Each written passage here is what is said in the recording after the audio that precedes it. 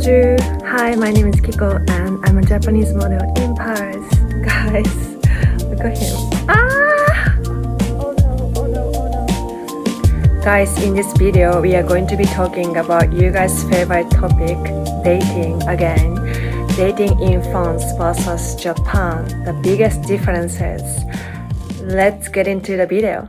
As most of you know, I lived in both countries, France and Japan, and dating in both countries feel completely different.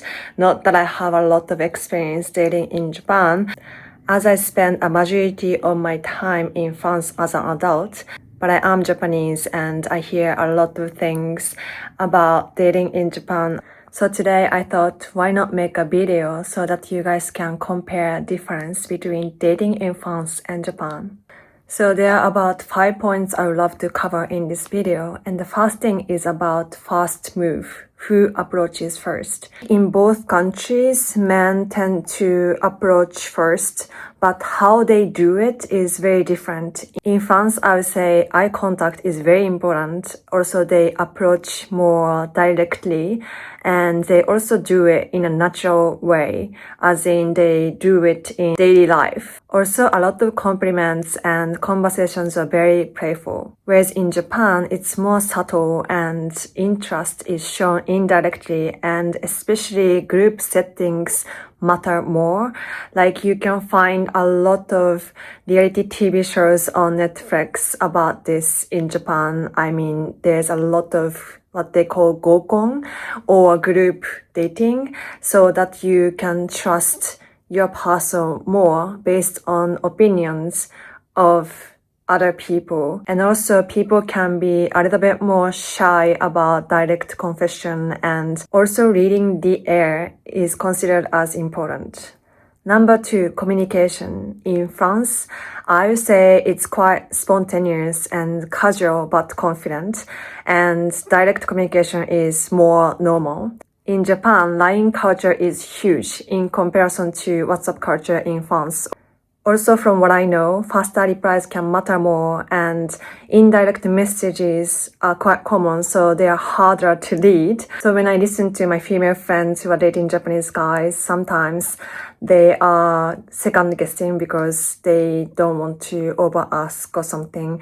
Whereas in France, if that was the case, maybe woman would ask men directly so that she'll get the answer she needs or something. But yeah, so that's definitely a difference between dating in France and Japan. Number 3, expectations. In France, dating can start very casually, whereas in Japan, confession culture like kokuhaku is so huge, guys. I think I've talked about it in my video a few years ago. This culture can never go away because it's that important in the Japanese culture. And relationship status can be more defined early because they care so much about relationship status. Whereas in France, level can come after. So that's a total difference between dating in France and Japan. Number 4, romance style.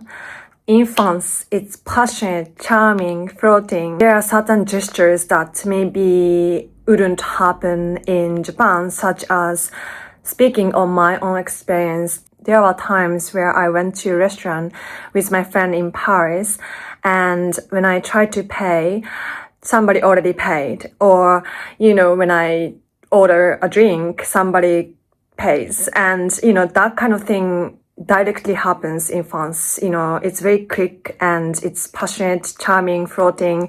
It happens right there, right now.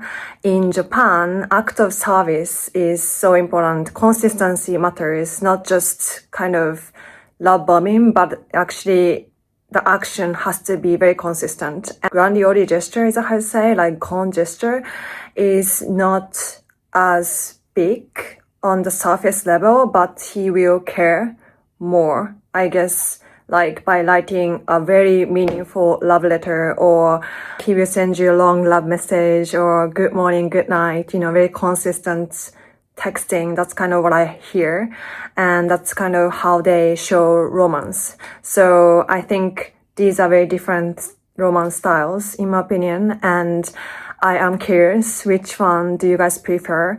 Let me know in the comments. Last but not least, let's talk about green flags. As much as people talk about red flags, I actually prefer to talk about green flags. Like what's actually good in life than like what's actually wrong.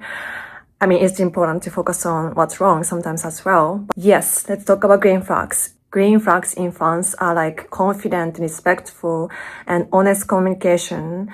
Also, emotional openness. I think it's very important. No matter how busy he is, like, you always have space for each other to communicate better and communicate openly. And I would say in Japan, green flags would be like reliability, consistency, and also quite support and effort, which is like a luxury. And this is what I personally respect about my dad and my sister's husband.